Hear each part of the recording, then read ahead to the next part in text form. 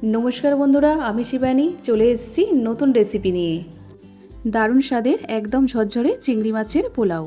एटा खेते खूब टेस्टी हय और एटा खूब सहजेई आपनारा बाड़ीते बानिये निते पारबेन। आमार रेसिपिटा फलो करुन, देखुन आमी किभाबे रान्ना करछि। आशा करी भालो लागबे। ताहले चलुन रान्नाटा शुरू करी।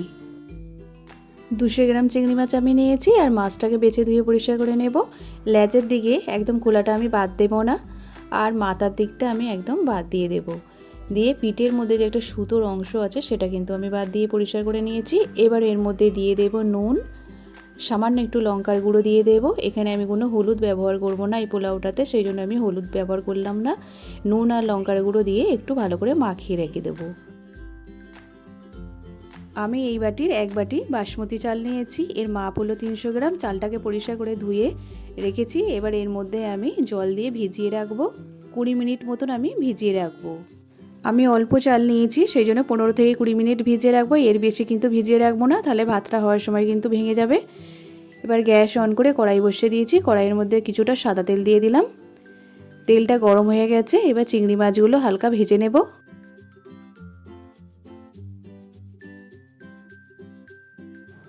এক সাইডটা ভাজা হয়ে গেছে, অপর সাইডটা উল্টে দেব। এইভাবে নেড়েচেড়ে মাছটা আমি হালকা করে ভেজে তুলে নেব। চিংড়ি মাছটা ভাজা হয়ে গেছে, এবার আমি তুলে নেব। এই তেলের মধ্যেই আমি 2 চামচ ঘি দিয়ে দেব। এবার দিয়ে দেব গোটা গরম মশলা, ছোট এলাচ দিয়ে দিলাম 4টে, দারচিনি আর লবঙ্গ, সাজিরে দেব হাফ চামচ। এবার এই মশলাটা একটু ভেজে নেব।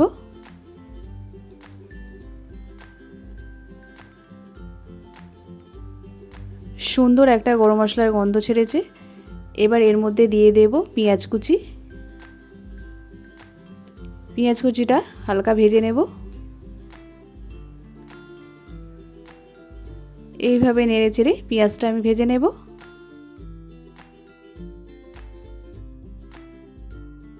পেঁয়াজটা আমি হালকা ভেজে নিয়েছি। এবার দিয়ে দেব রসুন বাটা আর আদা বাটা। পেঁয়াজের সাথে রসুন আর আদাটা ভালো করে ভেজে নেব।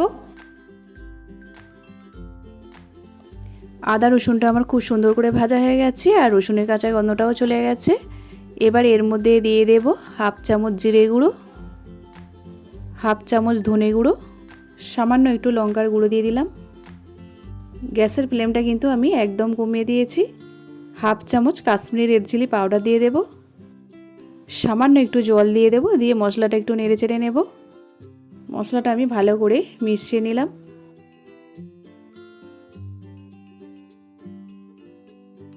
এবার একটা টমেটোর আমি গ্রেট করে নিয়েছিলাম, ওর মধ্যে দিয়ে দিলাম। এবার মশলাটা আমি ভালো করে কষে নেব।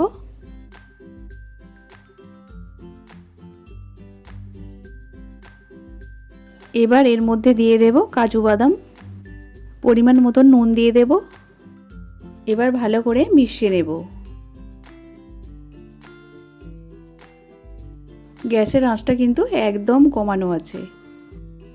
টক দই দিয়ে দেব। এখানে আমি 3 চামচ মতন টক দই দিয়ে দিলাম। দইটা দিয়ে একটু নেড়ে নেব। এইভাবে দইটা আমি ভালো করে মিশিয়ে নেব। এবার ভাজা চিংড়ি মাছটাও দিয়ে দিলাম। চিংড়ি মাছটা দিয়ে এইভাবে মশলার সাথে ভালো করে কষে নেব। মাছটা দেওয়ার পর মশলার সাথে ভালো করে কষে নিয়েছি। সামান্য পরিমাণে একটু জল দিয়ে দিলাম। এবার একটু নেড়ে নেব। গ্যাসের আঁচটা মিডিয়ামে দিয়ে ঢাকা দিয়ে দেব। 3 মিনিট পর ঢাকনাটা খুলে দেখে নেব। চিংড়ি মাছটা একদম রান্না হয়ে গেছে আমার, দেখুন। এইভাবে চিংড়ি মাছের পোলাও একবার বন্ধুরা রান্না করে খেয়ে দেখবে, খেতে কিন্তু অসাধারণ লাগে। এবার আমি চিংড়ি মাছগুলো তুলে নেব। এর মধ্যে আরও 2 চামচ আমি ঘি দিয়ে দেব। চালটা আমি একটা জালি পেতের মধ্যে দিয়ে জলটা আমি ভালো করে ছেঁকে নিয়েছি। দেখুন এক্সট্রা যে চালের মধ্যে জল ছিল সেটা কিন্তু বেরিয়ে গেছে। চালটা একদম ঝরঝরে হয়ে গেছে। এবার চালটা আমি মশলার মধ্যে দিয়ে দিলাম। চালটা দিয়ে মশলার সাথে খুব ভালো করে ভেজে নেব। চালটা ভালো করে ভাজা হলে ভাতটা কিন্তু আর ভাঙবে না, ভাতটা কিন্তু একদম ঝরঝরে হবে। এইভাবে নাড়াচাড়া করে আমি 5 থেকে 6 মিনিট চালটা আমি ভেজে নেব। চালটা কিছুক্ষণ নাড়াচাড়া করার পর এবার দিয়ে দেব নুন, গরম মশলার গুঁড়ো দিয়ে দেব। নুন আর গরম মশলাটা দিয়ে একটু নাড়াচাড়া করে নেব। চিংড়ি মাছটা রান্না করার সময় আমি নুন দিয়েছিলাম, সেই বুঝে কিন্তু এখানে নুনটা দিতে হবে।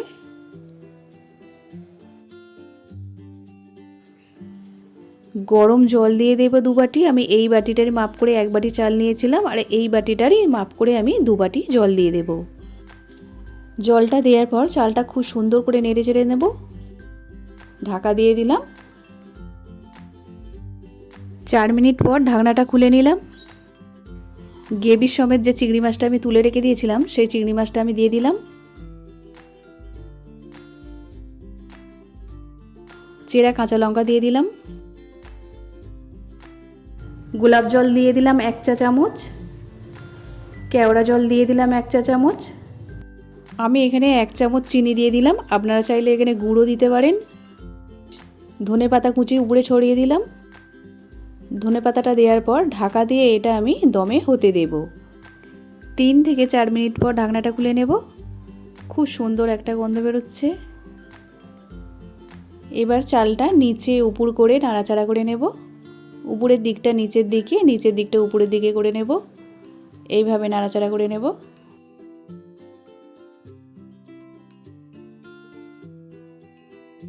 এইভাবে নাড়াচাড়া করে নিলাম। এবার গ্যাসটা সিমে দিয়ে ঢাকা দিয়ে দিলাম। আরও 2 মিনিট পর ঢাকনাটা খুলে দেখে নেব।